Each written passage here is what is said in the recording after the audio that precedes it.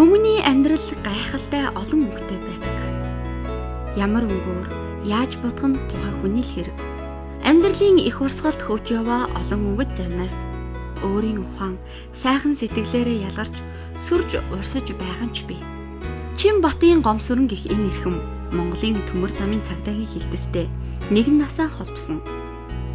Хүнд мэргэжлийн онцлогоос шалтгаалan цагдаагийн ажил түүнийг эдэр залуу 40 гаруйхан наснд нь тэтгэврт гаргажээ. Хийж бүтээх эд насан дээрээ тэтгэврт гарсан тэрээр өөртөөгөө адилхан хүмүүст туслах хэрэгтэй гэдгийг мэдэрч энэ Ахмадын зөвлөлд өөрийн бүхнээ зориулж байгаа.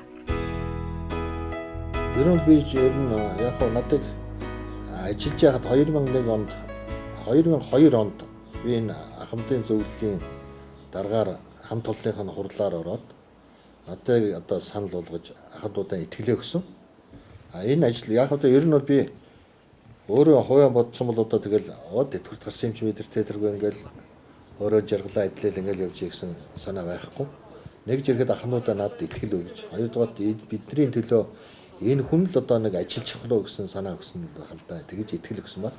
Тэгээ ахмадынхаа зөвлөлийн дараагаар нэгэнт одоо ажиллаа одоо 8 жил гарсан болж байна. 9 жил болж байна да баг. Тэгээд хамгийн гол нь энэ нийтийнхээ итгэлийг алдахгүй тулд эднийхээ нийгмийн асуудлыг шийдвэрлэхийн төлөө эднийхээ эрүүл мэнд, урт наслах нөхцөл болцоо юу вэ гэсэн чиглэлээр одоо ахмадуудаа ажилтгийг. Тэгээд манайх чинь их сайхан л да. Төмөр замын одоо цагдаагийн байгуул хэлтэс төмөр замдах штэ. Төмөр замын одоо шүүхэд ажиллаж байсан өндөр насны, төмөр замын прокурорт ажиллаж байсан өндөр наснууд манай энэ ахмадын зөвлөлтөд харьяалагч явдیں۔ Тэгээд хуулийн байгууллагуудын ахмадын зөвлөл гэсэн ерөнхий томьёо одоо төмөр замын ахмадын хороонд харьяалагдав. Төмөр замын ахмадын хороо бол ер нь Монголын одоо ахмадын одоо байгууллагууд дотор хамгийн мундаг одоо ахмадуудынхаа төлөө анхаарал тавьдаг газар гэж төмөр замын байгууллага гэж боддог.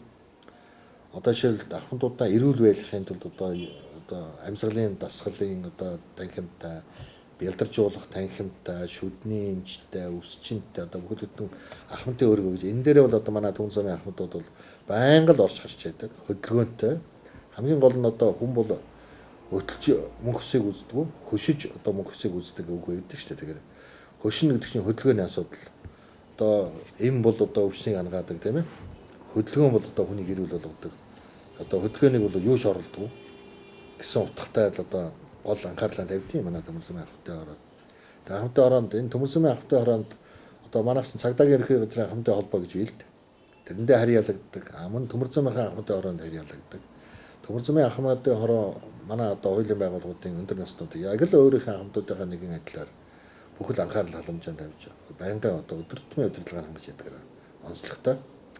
Ахмадын хороонд дараан жанчиг одоо маш одоо ахмадуудынхаа төлөө анхаарал тавьсан. Хуучин төмөр замын намаа хороонд ажиллаж байсан нэг айхтар мундаг одоо жавхаалаг одоо 70 хүрсэн мөртлөө өрөөсөн 70 гарцсан мөртлөө өрөөсөн тэр хэмжээний биш одоо мундаг хөдөлгөөнтэй сэтгэн бодох чадварыг сайтай ахмадуудынхаа төлөө анхаарал тавьтлаараа маш их мундаг тийм одоо дараа байдгийг. Тэгээд удирдах зөвлөлтөөр удирдах зөвлөлд нь 10 хүн байдаг ингээд 11 хүн. Тэгээд сая бас төмөр замын ахмадын хороо төмөр замын удирдах газар маань байгуулах чинь төмөр замынхаа ахмадын хороонд одоо булагтай аршаан совиллаа өгсөн шүү дээ мэдл. Тэгээд тэнд ахмадууд одоо нөхөн сэргээ хэмжлэгээнүүд 32 3 төрлийн нөхөн сэргээ хэмжлэгээнүүд хийдэг. Шавар тавьдаг. Одоо шавар нь бүр хуучин цаашаа тэр нууран дээр очиж өөрснөө шавар суудаг гэсэн болиулаад сая энэ жил 150 сая гаруй төгрөгийн хөрөнгө оруулалт хийгээд яг одоо совилл дээр одоо аршаан совилл дээр шавраа хийдэг болох гэж байгаа. Одоо тэгээд эд одоо бүтээн байгуулалт барилгын ажлыг эхэлж байгаа л да. Хүн тэтгэврт гарахаараа сэтгэл готролд ордог гэлцдэг. Хамт олонтой, ажилтай байсан хүн нэг л өдөр гэртээ суухдаа хинт ч хэрэггүй хүн боллоо доо гэж өөртөө бухимдаг гэх. Тэгвэл төмөр замын цагдаагийн хилцийн ахмадын зөвлөл үүнийг тооцож үзжээ. Тэд хамгийн эхлээд сэтгэл санааны цочрлоос тухайн хүнийг гаргах талаар сургалт хамгийн их хэрэгтэй гэдгийг гомбоо ах мэдсэн гэдэг. Цагтаа эх орныхон төлөө өөрийн залуу насаа зориулж өр хүүхдэд тойруулан жаргах насан дээр тэтгэвэр гэдэг зүйлтэй тулгарч зарим нь энэ өөрчлөлтийг хүлээж авахд хэцүү байдаг байна. Гомбоо энэ л ахмадуудынхаа төлөө өөрийн сэтгэл оюунаа чилэн өнөөдөр ажиллаж байгаа. Одоо манай ахмадын зөвлөл бол бусад ахмадын зөвлөлүүдийг одоо онцлогтой л доо. Яг тэгэхээр эдгээр байна залуугаараа нэг зэрэг тэтгэврт гарсан байдаг. Настай нь бол дэндүү өндөр настай. Бие эрүүл мэндийн хувьд одоо ажиллах нөхцөл орчин өөр байсан учраас тийм ээ. Бас эрүүл мэндийн хувьд их таарах байдаг. Тийм учраас манайх жил болгон төлөвлөгөөтэй ажилладаг. Төлөвлөгөөгөө хэлцээхэн одоо сургалт боловсон хүчин хариуцсан дэд дарагт танилцуулж, батлуулж, хэлцээний дараагаараа батлуулж, дэд дараагаараа хамтарч одоо түшгэлсэн байгууллагад хамтарч ажил зохиодог. Гол манай энэ ахмадуудад зохиох ажлын өгөхөр одоо амьдрах хугацааг нь уртасгах, амьд явах одоо нөхцөлийг бүрдүүлэх, эрүүл мэндэд нь гол анхаарлаа тавьдаг. Тэгээ эдийн бас нэг одоо чөлөө цагаан зөв боловсон өнгөрөхөд хөдөлгөөнтэй байхын тулд тийм ээ. Янз бүрийн одоо спортын тэмцээн зохиодог. Цагаан сараар бол Монголын цагаан сар шинийн баяраар ахмадын өдөр гэж 10 сарын 2-нд болдог. Энэгээр хилцсийнхаа удирдлагатай хамтарч, хилцсийнхаа түшгэлсэн байгууллагатай хамтарч хүлээж авч. Эдгээр чинь нөгөө байнга ингээл уул хатанд одоо явах нь яваад тийм ээ. Хөдөө амьдрах нь амьдраад зарим их одоо манай 13 хүн ч одоо зангилаатаар байдэн шүү дээ. Тэд чинь жилд нэг 2 удаа ирээд уулзахаараа хичнээн сайхан баяртай. Эргээд залуу болцсон шиг. Тэдний залуу занд насндаа сайхан одоо тохиолдсон одоо сонин содон одоо тийм ээ онгоо болцсон тийм удаа ярьж инээж өхөрж бараг нэг 2 удаа жилд 2 удаа бол энэ тогтмол нас нэмээд буцдаг. Эмнэлэгт бол одоо хэвдэх тохиолдол болгонд маш их иргэдэг. Энэ одоо манай удирдах зөвлөлийн 5 хүн байдаг. Надтай 6 хүн байдаг. Тэр 5 маань одоо бас надад их ханиулдаг, тусалд. Тэгээ бид нар чи эмнэлэгт очиход чинь л одоо тийм ээ аргэрээс нь бараг л ах トゥ угаас нь төрүүлээд очих гэсэн санаал байдаг юм бид нар. Тэгээ очиход чинь авчирж байгаа юм маань юу вэ гэдэгтэй биш. Ирж эргэж байгаа нь ямар сайхан юм бэ гэсэн байдлаа. Тийм учраас бас ахмадынхаа зөвлөлийг хүрээлдэг. Тэгээ энэ ахмадууд чинь ингээд эхлээд тэтгэл гаргаад ирэх огцом одоо жишээлбэл сэтгэлийн хямрал их ордог. Тийм учраас би бас эднэрт сургалт явуулсан. 2 удаа сургалт явуулсан. Юу гэхээр тэрнээс урьдчилан сэргийлж огцом одоо сэтгэлийн хямралд орохгүй, огцом одоо тийм ээ гинт одоо эвгүй байдалд орохгүй тулд нь урьдчилж за ахмад хүн болоход чи ингэж зочирд юм байна. Хармаандаа нэг одоо 10,000 төгрөгтэй явдаг байсан бол одоо байнгын одоо найзаа дайлждаг мөнгөтэй байсан бол хараат болдог. Хүүхдүүдийнхээ хараат болдог. Тэтгэврийн хэдэн мөнгө одоо тийм хөрөлцөхтэй үгүйтэй тэрийг байрны хөлсөнд гэрэл цэглгаандаа өгчдөг тийм үү. Тэрнээс өсвөлээд хүн чинь хямраад ишдэг. Хүн өгшөр ямар хэцүү юм бэ тийм ээ. Хэрэг би ажилтаа төрөлтэй байсан бол одоо эдийг ингэж хүн царай алдаж тийм одоо ат усны гуйж яахгүй шүү дээ. Манайх ч бас нэг энэ манай зарим хуулинд бол бас гаж одоо гажууд их байдаг л да. Жишээлбэл манайх ч 45 настай тэтгэврт гарна тийм үү? Ойролцоогоо 47 8-тай. А жинхэнэ одоо хөтөлбөрийн хуулиар болохоор энгийн байгууллагууд ч болохоор 60 настай тэтгэврт гарна. 60 настайгаас дээш одоо ат усын билет өгдөг. Одоо манай ч бол ат усын билет авах. 60 хүртэл өөрийнхөө зардлаар л хөргөд таксидал өөрийнхөө зардлаар ингээд явдаг. Энэ дээр бол нус энэ төр байгууллагууд тийм юу төр бол засаг бас бодууштай байгаа юм. Тэгээ манай ч бас бодууштай зөндөө байдаг шүү дээ. Хүний сэтгэлээр унгах. Шиж одоо хөгжингөө оронд Япон одоо Солонгосын зүүн Азийн оронд бол 60 нас 50 насыг бол эдэр нас гэж ярьдаг. 80-аас дээш насыг харин тэ өндөр нас. Одоо ахмад үе гэж ярьдаг. Тэгэд манайх ингээд цаанаасаа л ерөөсөө хүнийг ингээд тийм ээ ерөөсөө иргэний өнөмлөхөн дээр нь давичаал хугацааг өгөөд хизээч өгч магадгүй те гэсэн утгаар ингээд тэгэхээр чин тэр хүн бас зочрол орно шүү дээ. Ер нь бол за би ч одоо хүний тооноос гарч байгаа юм байна. Тэгээд зарим хүмүүс чинь ингээд хоорондоо ярьдаг шүү дээ. За тэтгэврт гарсан хүн ч тэгээ хүний тооноос гардыг даа гэдэг.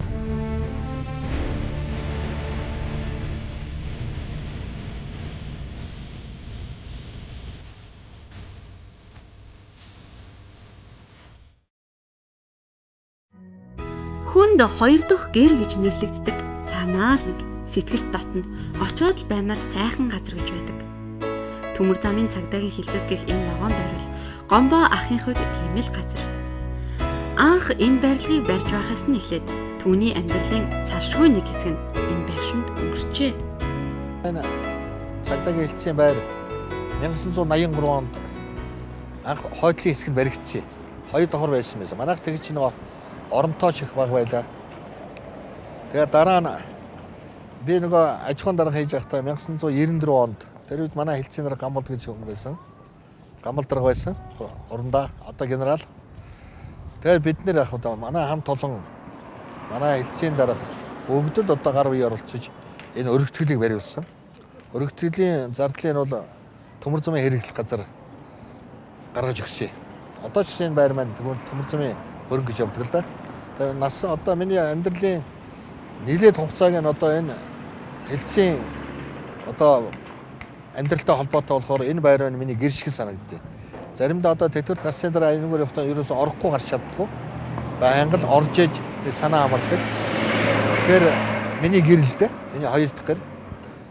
Амьд байх хугацаанд амьдрах хугацаанд би энэ гурван давхар энэ нохоо одоо ажлынхаа байрыг бол хязгаарч мартахгүй гэж л бодож явдیں۔ Тэ. Энэ дээр бол одоо хамт олон маань ч гэсэн их туссан. Би өөрөө аж ахуйн даргын хувьд бол энийг чинь одоо яг гард зогсож ээж бага хугацаанд бариулсан да. Гомбаах альва зүйлийг санаачлахтаа гаргав. Түүнийг ажил хэрэг болгож шатна. Түүнийг галт хэрэгэнд шалгаж группинг ахлагч хийж байх үед бидний нэрлэгээр тэнмэл буюу вогоон дамжиж явдаг хүүхдүүд олон байжээ. Тэр л хүүхдүүдийг зөв замд нь оруулахын төлөө нэлээд их зүйлийг хийсэн гэдэг. 1988 онд суудлын галт хэрэгээр тэнүүчлэн явсан гэр оронгүй 80 гаруй хүүхдийг бүртгэл судалгаанд оруулж холбогдох байгууллагад асуудал боловсруулан тавьж итгэл төвийг байгуулан тэнмэл хүүхдүүдийн асуудлыг шийдвэрлэх болсон дин сонин санаачлан гаргажээ. Тэр хүний төлөө зүтгэж байвал өөрийн хэрэг бүтлээ гэж боддог. Тийм л хүн. Тугаад миний яг цагдаад байх амьдралын нэг хэсэг хүмүүс ч одоо тий энэ Улаанбаатар Төмөрзөмийн вокзал хамрагдаг. Тэр үе чи одоо өнөөдөр шиг биш. Зорчигчд бол ерөнхийдөө бол бага байсан. Гэхдээ тухайн үед бол гэмтэр одоо жижиг зөрчилд бол их байсан. Ялангуяа одоо суудлын галт хэрэгээр одоо тэнмэл хүүхдүүд маш их явдаг.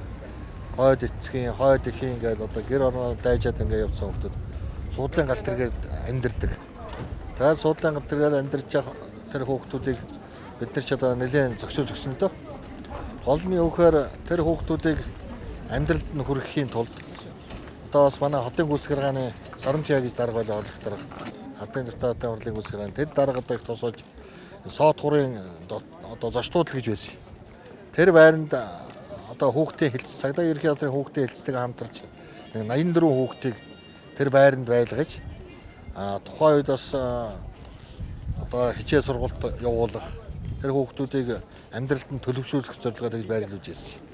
Тэгээ манайхаас яг хүүхдийн байгууллага уучин дээр ч одоо Улармаа дарга байлаа. Хүүхдийн байгууллага одоо манай хавн танаа хавн гэж хоорондоо бас цагдаагийн байгууллага хүүхдийн байгууллага хоорондоо бахан ярьж байгаа. Тэгээ хүүхдийн байгууллагад дийлээд авсан юм байгаа юм. Одоо тэр юу нь бол ихтгэл төв гэдэг нь нэр нь бол хэвээрээ. Яг хүүхдүүд нь бол яг одоо тэр хуучин шиг тэгж байрлуулахаа болцсон л байлээ л дээ. Ер нь бол Пиронд би ч одоо тэр үеийн чинь вокзалын энэ вокзалыг хариуцдаг 10 цагдаатай байлаа. Тэгээд энэ дээр бол тэр одооных шиг ингэж байн одоо хүн байхгүй. Суудл ирэх явах үед л жоохон хөдөлгөөн гэсэн. Яг бус цагт бол гайгүй. Тиймэрхүү л зорчигчдууд бол ер нь бага байсан л да. Тэр хүүхдүүд нь нилээд нь одоо амьдралын сайн сайхан замд ороод одоо сайн сайхан амьдарч байгаа. Ер нь бол нилээд хүүхдүүд бас өөрийнхөө алдаа оноосож тэр хүүхдүүдийн аав ээж ч гэсэн те хүүхдээ татаж авах иймэрхүү хүмүүжлэг үйл ажиллагаа явагдаж байсан л да. Тэрээр Монголын цагдаагийн байгууллагад 34 жил ажиллахдаа галт эргэнд шалгагч вокзалын группинг ахлагч, эрүүгийн төлөөлөгч, аж ахуйн дарга зэрэг ажлууд хийж байсан. Төмөрзөмийн вокзал гэж хүний хөл хөлгсөн газар. Байнга л олны хөл дарагдсан энэ газар халаасны хулгайгаас ахуулаад янз бүрийн хэрэг гарна. Жижиг юм шиг хэрнээ цаагаараа маш том хэргийг илрүүлэх гол сэжимж эндээс гардаг байж. Үүнийг л Гомбаах эрүүгийн төлөөлөгчөөр ажиллаж байхдаа мэдэрчээ. Энэ вокзал гэдэг бол ерөөсөн олны эд одоо ерөөсөн хүн их цуглардаг тэр үедээ. Тийм газар л даа хөдөлгөөнтэй. Тэгээд эрүүгийн одоо элементүүд буюу хулгайч нар, халаасны хулгайч нар ер нь л одоо хот өдөөгийн хулгайч нар энд хотод орж ирнэ шүү дээ. Тэгээд тохиолдолд би нэг хоёр жишээ ярихад нэг иймэрхүү юм байна л да. Тэр үед ингээд вокзал одоо дотор ингээд явж юм зардаг байхгүй юу. Тэр нэг зарж байгаа нөхрийг юуны өрөөнд цагдаагийнхаа өрөөнд оруулаад шалгасан чинь хоёр сайхан тэр үуч одоо хилэн жийс хавар байсан. Тэгээд жинхэнэ бранглер байсан л да. Тэгээд шалгаад өөрөөс нь 2 тим жийс гарсан. Тэгээд цүнхийн үтсэн чинь дахиад 4-5 жийс гарах нь хаанаас усан гэсэн тэр багш хүн байсан. Чойроос өглөө ирсэн гээд. Тэгээд энэ жийсийг хаанаас авсан гэсэн тэр үчээс хамаагүй бараа зарах чинь хуйлтай байсан юм чинь. Тэгээд нөгөө чинь жоохон төгдрөхээр наваад хэлцэргүй аваачаад байцаагаа шалгасан чинь чойрт нь богоо ухцсан байсан. 20 хоногийн өмнө. Асар олон мянган төгрөгийн хохиролтой Тэгээд тэр тэгж илэрчээсэн. Нэгд хэрэг нь. Тэгээд тэрэн дээр манай хэлцээний дарга цагтчар гэж хурандаа байлаа. Тэр одоо тэр хэргийг яаралтай илрүүлгээд тэрэнд өмнөөс гадна бас энэ Сингапур хавцаа Зүүн Азийн нэг орноос хоошоо музейг тавигдах гэжсэн дээр техник музей тавих гэсэн компьютер интернет бас алга болсон байсан. Тэгээд тэр хэрэг илэрчээсэн. Хоёрт нэг яасан гэхээр энд ингээд ер нь жижигхэн бараак зарагдана л байна. Хүүхдийн гутал зараад явж ясан нөхрийг өрөөндөө ороод шалгах шиг гэд гараа цухтаадаг байхгүй. Тэгээ хоошоо энэ хойдлын сааданд очиж нэг барьж аваад тэгээ дээр дээр орж авах ноцтой. Тэгээд бас энэ өрөөндөө авцраад шалгасан чи баахан хүүхдийн гутал гардыг. Тэгэхээр арга гэрийн дуудаад бичгэрэмтийн авцруулаад шалгасан чинь мянган барааны дэлгүүр тэр үед 7 хоног юм ухагдсан байдаг байхгүй. Тэр хэрэг илэрх жишээ тэр нэг иймэрхүү хэрэгүүд бол зөндөл илэрүүлж байсан. Миний түрүүний ярьж байгаа тэр ажил мэргэжлийн авраг гэдэг үл жишээлбэл тухайн чинь бас аль пашиж байгаа хүн чинь бас тоо байдаг. Жил сард одоо төчнээ хэрэг илрүүлэх ёстой гэж. Тэгэж одоо тэр тоо илүү одоо хэдийшний илрүүлэн хэдийшний ажлын үнэлгээ гардаг гэдгээр гол хэрэг илрүүлэхэд л явдаг шүү дээ. Эргэн хүн чинь те. Хүний унсан газар угаасан ус гэдэг насан туршийн сэтгэл мөнх уяатай байдаг. Хэдийгээр тэр нутаг орондоо ажиллаж амьдрашгүй ч сэтгэл зүрхээрээ хүн холбоотой байдаг. Нутагт нь гам болоо гэж дуулал санаан зовж хур орлоо гэвэл магнаан тэнүүдэг. Тийм л хүмүүсийн нэг нь гомсрон ах. Гомбаах Өвөрхангай аймгийн Наринтэл сумын уугуул хүний л амьдрал болсон хойно жаргал зовлон ээлжлэн байдаг энэ орчлонд хар багаасан эцэг эхээсээ өнчөрсөн ч тэр амьдралын их талаад хүлж ивээгүй. Би ч одоо үндсэн захиргаа маань Өвөрхангай аймаг Наринтэл сум 5 дугаар баг Таацын голын ихэд Улаан хад гэдэг газар төрсөн хөө. За эхээс би одоо зургуулсан айлын хамгийн баг нь. Баг насаа яг аав ээжийн гар дээр байж хагаад манайх чинь надыг 2 ойтой өнгөрч явахад Улаанбаатар хот орж ирсэн байна лээ. Тэгээд ээж аав маань надыг баг байхад 4-5 тав байхад л нас орсон юм байна л дээ. Тэгээд баг наснаас яг ах эгч нар маань надыг хүн болгосон. Тэгээд ах эгчийн гар дээр байж хагаад бусдын нэгэн адил сургууль соёлд ороод хойшоо сургуульд яваад төгсөж ирээл. Тэгээд засан хүмүүжүүлэх байгууллагад удирдах газрын баян зүрхтэх хорихонгод барилгын мастер техник хийжсэн. Тэгээд 1982 онд цагдаа тал амьдралаа олсон. Энэ бол тэгэл дандаа сэргийн газараар л амьдралаа холбож өнөөдөр хүртэл явж байна.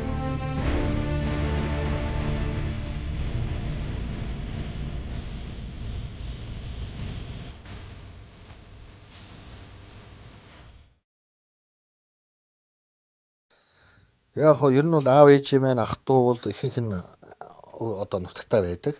Тэгээ яг манай аймгийн нутгийн зөвлөл Наринтэл сумын нутгийн зөвлөл 2 удаа ойрхон бид нар уулзсан. Надад нутагтаа урдгийн. Тэгээ би ч яг хоо нэгэнт угаасан ус төрсөн газар шороо маань хүн бол өргөлж өгөөлөх ёстой.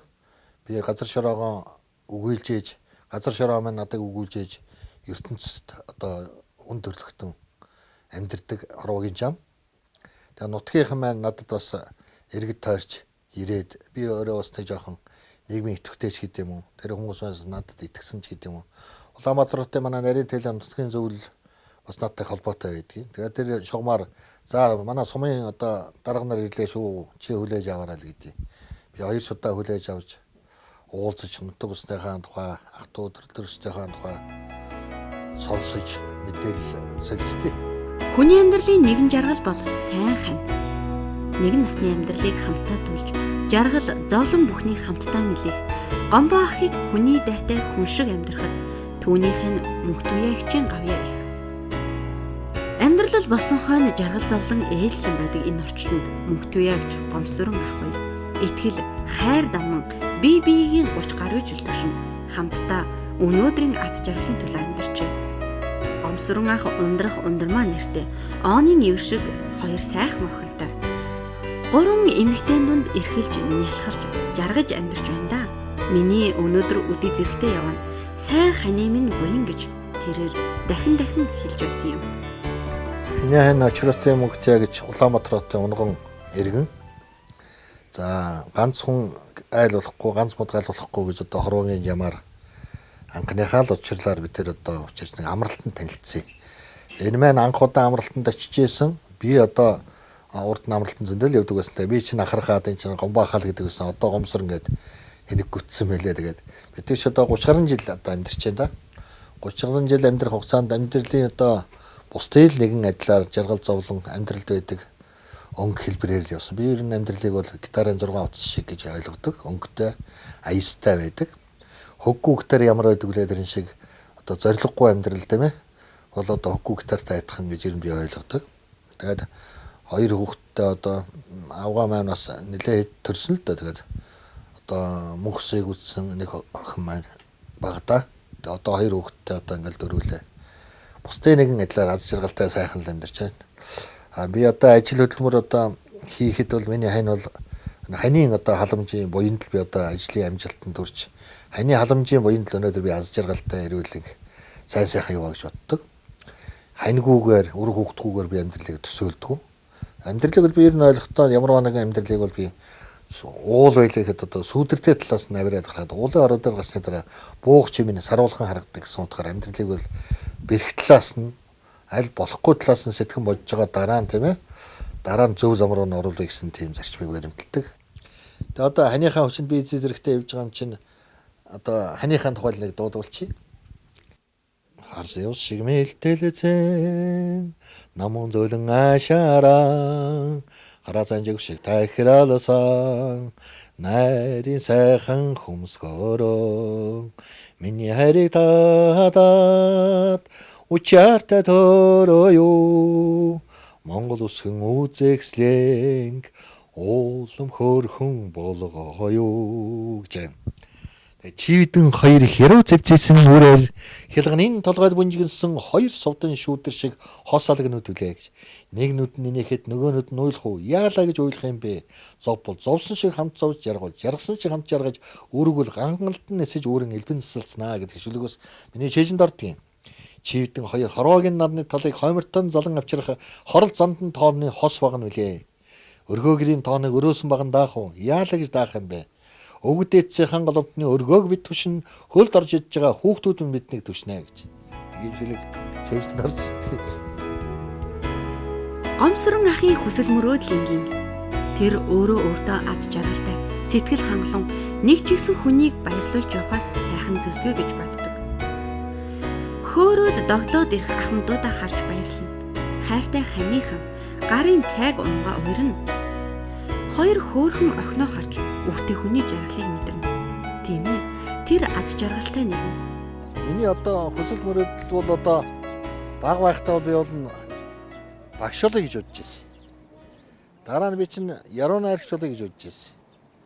Тэгээд амьдралын ирэхээр анх барилгын мэрэгжил эзэмшээд дараа нь хуулийн мэрэгжил эзэмшээд ингээд эхлэхээр би ерөөсөн хамгийн гол нь хүн ардынхаа сайн сайхны төлөө хүн ардынхаа тайван аж төрж амьдрахын төлөө бүх нөхцөл болцоог бүрдүүл би одоо өргөсөн дангарахтаа унж сэргийн хүний ёсоор сайхан ажиллаж ард иргэдийн төлөө сайхан ажиллахын төлөө гэсэн санааг л амьдралынхаа явцын дундаас олж авсан л да. Өнгөрсөн хугацаанд ингээд амьдралын одоо өөрийнхөө оргил үед эргээд амьдралаа харахад бол амьдралд бол ерөөсөн жаргал зовлон баяр баясгал хүн тохиолдог юм болон над таарчээс. Гэхдээ дийлэнх хувь нь бол ерөөсөн би өөрийнхөө эзэмсэн мэрэгжилдээ аз жаргалтай амьдарсан гэж боддог. Үнийг хэлэхэд би өглөө октоудаа унтчихт нь гараад унтчихт нь орж ирдэг байсан. Бараг эхний үед л явхан байхдаа манай аавгаар таньдаг байсан. Тэгэхдээ би хэний төлөө явж байгаа вэ гэдгийг бодож би тэрийг бол тэргүй хань маань үр хөвгтөө өсгөж хүмүүжүүлж байгаа учраас би үндсэн одоо урдх ажилдаа л эзний ёсоор хандах юмсан нэг ч гэсэн хүнийг баярлуулж явах юмсан гэсэн чэнэ эрмэлзлээр явсан учраас би одоо өнөөдөр амьдралаа эргэж харахад бол тэр аз жаргалаараа л амьдарч байна гэж боддог. Миний амьдралын энэ хугацаанд бол хамгийн их гэрэл гэгээ өгсөн Монголын цагдаагийн байгууллага, Монголын төмөр зам хаяг би үргэлж баярлж явдаг. Энэ хоёр байгууллагын хүчинд өнөөдөр би хэнээч дутуугаар сайн сайхан амьдарч сайн сайхан аз жаргалаар дүүрэн өнөр өтгөн айл гэр болж яваад би бахархаж явдаг. Энэ амьдрал маань хойч үед маань миний аж хүчит үлгэр зурайл болно хаа гэж би хувьяасаа боддог. Аз жаргал гэдэг бол хүн хүнд өөр өөр байдаг. Зарим хүн бол одоо баян тарган явал аз жаргалтай явна гэж ойлгодог. Зарим хүн бол одоо үндсэн ажлаа эзний ёсоор хийж бол би аз жаргалтай явна гэж бодог. Хүсэл мөрөөдөл цаглашгүй их, дуусшгүй, ундраг ихтэй байдаг. Миний хувьд бол одоо өөрийнхөө урдах ажлаа эзний ёсоор хийж олон хүнийг баярлуулж явсандаа одоо аз жаргалтай амьдарч яана л гэж боддог. Энийг л аз жаргал гэж хэлэх байх гэж бодож байна. Яагаад тэгэхээр би Төмөр замын одоо тосгонд ирж амьдраад одоо 30-аад жил болж байна баг. Би өөрөө одоо энэ амьдрал маань надад хоёр сайхан үр заяалаа. Хэнээш дутуугаар сайхан амьдрал байр орон сууц их бах хэмжээгээр бусдаас дутуугаар амьдарч байгаа учраас энэ хоёр байгууллага үргэж дуусч явдаг. Энийг л би аз жаргал гэж боддог. Амьдралын тойрог өөр өөрийн жимээр иргэнэ. Хүн бүрийн зам мөр адилгаж хүсэл бүхэн алсыг тарьдаг. Монголын цагдаа, Монголын төмөр зам хэмээх байгууллагатай энэ насаа холбож, энэ л байгууллагын төлөө, хүн ардынхаа төлөө, ахмадуудынхаа төлөө өөрийн чадах бүхнээ зориулж яв. Чинбатын гомсөрөн гэх энэ эгэл эрхмийн ийм нэгэн түүхийг үзэгчдэд танилцууллаа.